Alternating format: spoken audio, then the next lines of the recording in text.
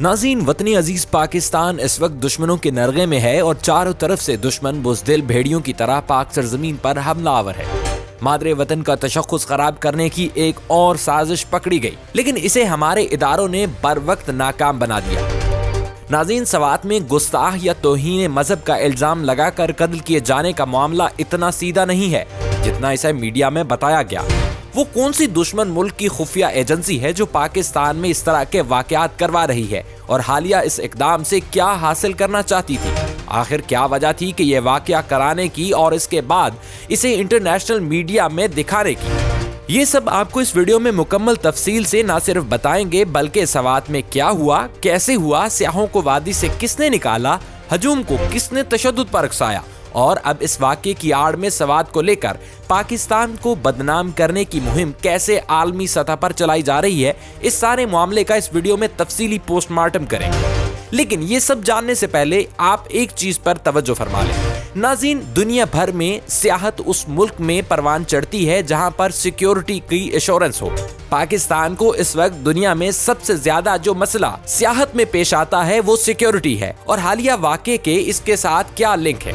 नाज़रीन, इस मामले को मशकूक बनाने के लिए सिर्फ इतना ही काफी है कि आखिर एक शख्स जो सियालकोट का रहने वाला है, अगर इसे गुस्ताही या तौहीन मजहब करनी ही थी तो वो अपने घर में करता, मोहल्ले में करता, जिला में या फिर अपने शहर में या कम से कम अपने सूबे में करता।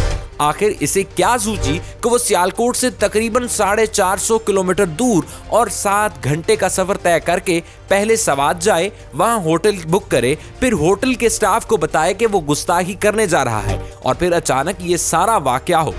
इंतहाई अफसोस के साथ कहना पड़ता है कि हमारे लोग भी सवाल उठाने की बजाय ट्रक की बत्ती के पीछे लग जाते हैं। किसी ने ये जहमत नहीं की कि वो मरने वाले के मुतालिक थोड़ी सी रिसर्च कर ले, इसका बैकग्राउंड मालूम करे तो सब कहानी खुलकर सामने आ जाएगी। इस सारे मामले में किसने आग भड़काई और इसके क्या मकासद थे? दोस्तों, यहाँ मैं आपको बताता चलूं कि इस वाक़े में दिन और टाइम ये सब आपस में लिंक है। नाज़रीन, आप इस वाक़े की टाइमिंग पे जरा गौर कीजिएगा।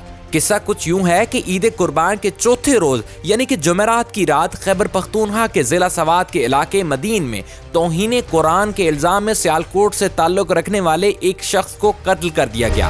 पुलिस का कहना है कि सुलेमान नामी सियालकोट का रहायशी शख्स ईद के दूसरे दिन यानी कि मंगल 18 जून को सवात के इस होटल में पहुंचा। 2 दिन बाद यानी जुमेरात को मदीन के मकामी पुलिस स्टेशन को इत्तला मौसूल हुई कि फलां होटल में मुकीम एक शख्स ने तौहीन मजहब की है और अब वो रिक्शे में अपना सामान लेकर कहीं जा रहा है। एसएचओ का दावा है कि वो फौरन अपने सिपाहियों के साथ मौका पर पहुंचा तो उस वक्त तक बड़ी तादाद में लोग मुबैना मुल्जिम का ताकुब करते हुए इसके पीछे पहुंच चुके थे।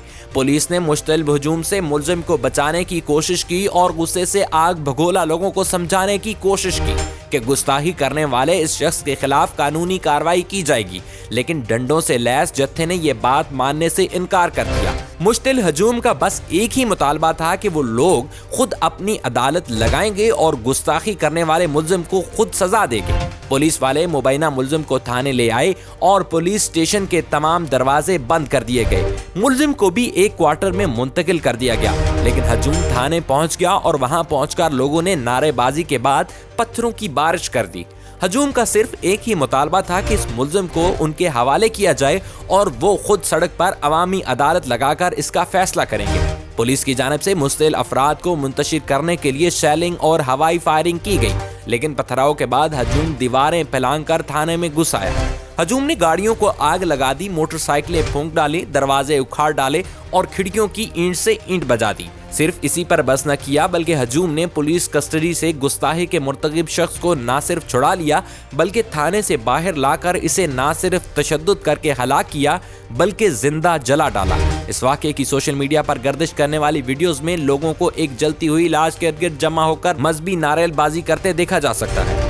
सवात की तहसील बहरीन के इलाके मदीन में तनाज़ात हल के लिए थाने की सतह पर कायम कमेटी DRC कमेटी के कुछ अरकान ने बीच बचाव कराने और मुल्जिम को छुड़ाने की कोशिश की, लेकिन हजूम में जो प्लांटेड लोग मौजूद थे उन्होंने किसी की बात पर कान नहीं दिया और लोगों को तशद्दुद पर उकसाते रहे। एक ऐनी शाहिद का कहना था कि हमने इस मौका पर बहुत कोशिश की कि किसी तरह हंगामा आराई कंट्रोल कर ली जाए, मगर ऐसा मुमकिन नहीं हो सका। लोग बहुत ज्यादा थे और मुश्तिल हो चुके थे।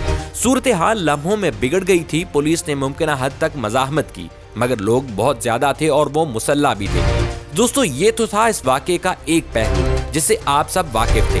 अब हम आपको दिखाते हैं कि तस्वीर का दूसरा रुख। सियालकोट के रिहायशी जिस शख्स को गुस्ताख करार देकर हजूम ने मौत के घाट उतारा, वो शख्स ना सिर्फ नशे का आदी था, बल्कि घर में अपने अहले खाना के साथ गालम गलोच और हाथापाई लड़ाई जैसा झगड़ा भी इसका मामूल था। सलमान नामी शख्स के अहले खाना का कहना है कि वो रोजगार के सिलसिले में मलेशिया में मुकीम था। कुछ अरसा पहले वापस आया और आकर इसने बीवी को तलाक भी दे दी। 2022 में सलमान ने नशा न मिलने पर अपनी वालदा और भाई उस्मान पर हमला कर दिया, जिसके नतीजे में इसकी वालदा शदीद जख्मी हो गई थी और उन्होंने इसके खिलाफ सियालकोट के मकामी थाने में FIR भी दर्ज करा दी थी। जबकि कुछ अरसे बाद इस शख्स को आग कर दिया गया था, जिसके लिए बाकायदा अखबारात में इश्तेहारात भी छपवाए गए। गुज़िश्ता रोज भी सलेमान की वालदा का एक वीडियो बयान सोशल मीडिया पर वायरल था, जिसमें वो कह रही थी कि हमारा गुस्ताखी करने वाले के साथ कोई लेना देना नहीं।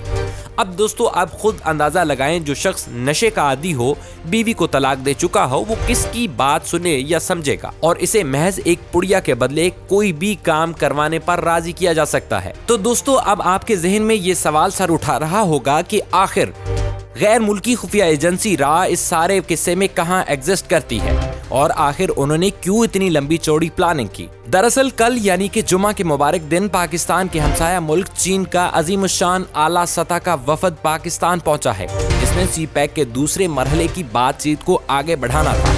अब ये तो सभी जानते हैं कि CPEC रोजे अव्वल से भारत की आंखों में खटकता है।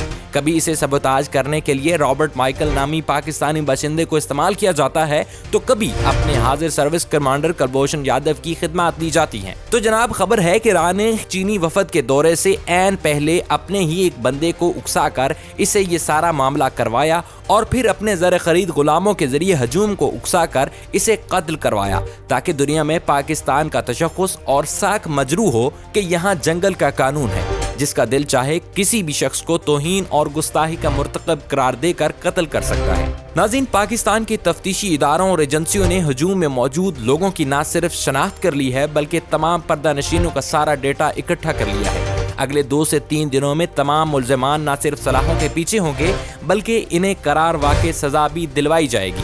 दोस्तों, भारत ने इस वाक़े से 2 फायदे उठाने की कोशिश की। एक तो इसका ख्याल था कि इस तरह से चीनी वफद का दौरा पाकिस्तान न सिर्फ मुलतवी हो जाएगा, बल्कि पाकिस्तान के चेहरे पर स्याही भी मल दी जाएगी कि यहाँ ऐसे वाक़यात होते हैं। और दूसरा फायदा ये था कि सवात, कालाम, मदीन, मालम जब्बा, गबीन जब्बा समेत कुदरती हुस्न से माला माल तमाम इलाके सुनसान और वीरान हो जाएंगे। लोग इन इलाकों में जाते हुए खौफजदा होंगे। इस तरह पाकिस्तान की टूरिज्म इंडस्ट्री डेवलप होने से पहले ही बर्बाद हो जाएगी और फिर ना तो आलमी सरमायाकार पाकिस्तान आएंगे, ना ही गैर मुल्की सयाह पाकिस्तान का रुख करेंगे। लेकिन हमारे इदारों ने बरवक्त एक्शन लेते हुए इस साजिश को नाकाम बनाया। अब इंडियन मीडिया प्रोपेगेंडा कर रहा है कि अब तक कोई मुल्ज़िमान गिरफ्तार नहीं किए गए, तो उनके लिए सिर्फ इतना अर्ज है कि तमाम जिम्मेदारों को दबोच लिया गया है, सिर्फ उनके हैंडलर्स पर हाथ डालने का इंतजार है। फिर एक साथ ही सारे बागर बिल्लों की गिरफ्तारी न सिर्फ जाहिर की जाएगी, बल्कि इन्हें निशाने इबरत भी बनाया जाएगा। और आखिर में दुआ है कि अल्लाह तबारक व तआला हमारे इस मुल्क को ऐसी आफतों से महफूज फरमाए। आमीन सुम्मा आमीन। पाकिस्तान जिंदाबाद।